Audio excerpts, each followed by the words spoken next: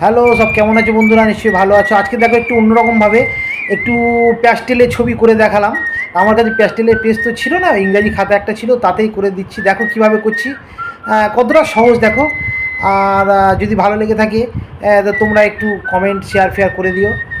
আর এটা ইউটিউবে চলবে। ইউটিউবে আমি এটা ছাড়বো, ওখানে অনেক কেউ যারা কমেন্ট করে বলছে দাদা একটু একটু বাচ্চাদের একদম ফার্স্ট ফার্স্ট স্টেজ থেকে একটু দেখাও